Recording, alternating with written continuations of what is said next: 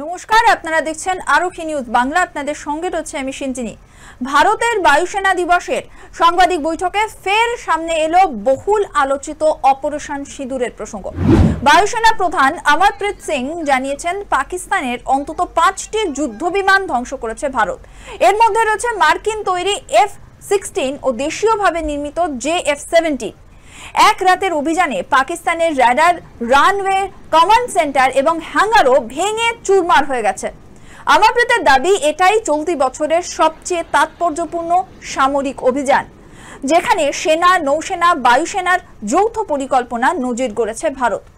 22 April Pahalgam হামলার জেরে পাকিস্তানের বিরুদ্ধে এই পাল্টা পদক্ষেপ নিয়েছিল ভারত।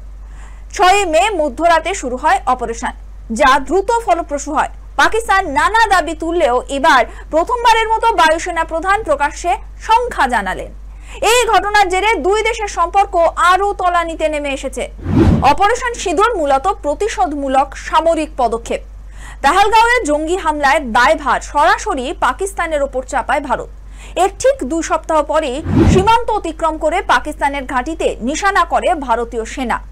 অভিযানের প্রাথমিক লক্ষ্য ছিল জঙ্গি ক্যাম্প ধ্বংস করা, কিন্তু বাস্তবে তার পরিধি অনেক বিস্তৃত হয়। ভারত শুধু জঙ্গি ঘাঁটি নয়, পাকিস্তানের সামরিক অবকাঠামোকেও আঘাত করে। এর ফলে পাকিস্তানের প্রতিরক্ষা ব্যবস্থা কার্যত স্তব্ধ হয়ে যায়। আন্তর্জাতিক ক্ষেত্রে ভারত এই অভিযানের মাধ্যমে বার্তা দিয়েছে, সীমান্তে কোনো রকম সন্ত্রাসী কর্মকাণ্ড একেবারে বরদাস্ত করা হবে না। সামরিক দিক থেকে এটা ছিল একটা পূর্ণাঙ্গ দ্রুততর প্রতিক্রিয়া, যেখানে প্রস্তুতি ও বাস্তবায়নের মধ্যে সময় ব্যবধান ছিল মাত্র কয়েকদিন। বায়ুসেনা প্রধান জানিয়েছেন, এই অভিযানে পাকিস্তানের অন্তত 5টি যুদ্ধবিমান ধ্বংস হয়েছে। এর মধ্যে ছিল 2টো F-16 ও 3টে JF-17। এই বিমানগুলো পাকিস্তানের আকাশ প্রতিরক্ষার মূল ভরসা ছিল। বিশেষজ্ঞরা বলছেন, F-16 ধ্বংস হওয়ার অর্থ পাকিস্তানের বিমান বাহিনী মারাত্মক আঘাত পেয়েছে। এর পাশাপাশি রানওয়ে, হ্যাঙ্গার ও রাডার সিস্টেম ধ্বংস হওয়ায় পাকিস্তানের বিমান বাহিনী অন্তত কয়েক সপ্তাহ সক্রিয়ভাবে প্রতিরোধ গড়ে তুলতে পারেনি। আন্তর্জাতিক কূটনীতিতেও এর বড় প্রভাব পড়েছে, কারণ আমেরিকা থেকে কেনা যুদ্ধবিমান যুদ্ধে অকার্যকর হয়ে পড়া পাকিস্তানের জন্য কূটনৈতিক চাপ বাড়িয়েছে। ভারতীয় বাহিনীর দাবি, এই সাফল্যের ফলে সীমান্তে নিরাপত্তা আরো জোরদার করা সম্ভব হয়েছে। অভিযানে ভারত কি অস্ত্র ব্যবহার করেছে তা নিয়ে এখনো ধোঁয়াশা রয়েছে। বায়ুসেনা প্রধান খোলসা না করলেও ধারণা করা হচ্ছে, রাশিয়ার তৈরি S-400 আকাশ প্রতিরক্ষা ক্ষেপণাস্ত্র ব্যবহার করা হয়েছে। এর বৈশিষ্ট্য হলো 300 কিলোমিটার দূরে শত্রু বিমান বা মিসাইলকে টার্গেট করতে সক্ষম। পাকিস্তানের মাটিতে গভীর পর্যন্ত আঘাত আনতে পারা ভারতের প্রতিরক্ষা ব্যবস্থার সক্ষমতা প্রমাণ করছে। S-400 থাকায় ভারত আকাশ প্রতিরক্ষা এখন বিশ্বের অন্যতম আধুনিক ব্যবস্থার মধ্যে পড়ছে। যদিও পাকিস্তান তার পক্ষ থেকে অভিযোগ করেছে, ভারত মার্কিন প্রযুক্তি ও স্যাটেলাইটের সাহায্য নিয়েছে, কিন্তু ভারতীয় সামরিক সূত্র জানাচ্ছে, পুরো অভিযানই দেশীয় প্রস্তুতি ও যৌথ কৌশলের ফল। অপারেশন সিঁদুরের ফলশ্রুতিতে ভারত পাকিস্তান সম্পর্ক আরো অবনত হয়েছে। 10 মে সংঘর্ষ বিরতি হলেও দ্বিপাক্ষিক আলোচনার পথ কার্যত বন্ধ। ভারত এখনো সিন্ধু জল চুক্তি স্থগিত রেখেছে।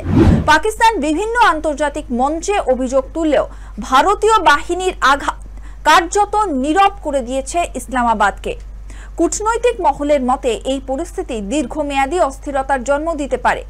দক্ষিণ এশিয়ার নিরাপত্তা ভারসাম্য ও নতুনভাবে গড়ে উঠছে।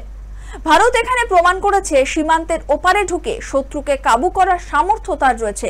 তবে আন্তর্জাতিক মহল দুই দেশকেই সংযম দেখানোর আহ্বান জানাচ্ছে, কারণ এই সংঘাত দীর্ঘস্থায়ী হলে তার প্রভাব গোটা উপমহাদেশের উপর পড়তে পারে। অপারেশন সিঁদুর নিয়ে এবার স্পষ্ট বক্তব্য রাখলেন বায়ুসেনা প্রধান অমরপ্রীত সিং। পাকিস্তানের 5টি যুদ্ধবিমান ধ্বংসের দাবি ভারতীয় বাহিনীর সাফল্যের নতুন দলিল হয়ে উঠল। বিশেষজ্ঞদের মতে, এই অভিযান শুধু সীমান্ত সন্ত্রাস দমনের পদক্ষেপ নয়, বরং ভারতের সামরিক সক্ষমতার আন্তর্জাতিক প্রদর্শনীয় বটে।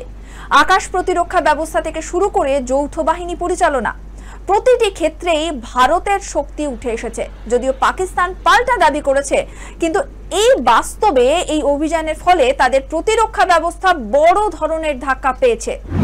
ভবিষ্যতে এই প্রভাব দীর্ঘস্থায়ী হবে কিনা তা নির্ভর করবে দুই দেশের কূটনৈতিক পদক্ষেপের উপর।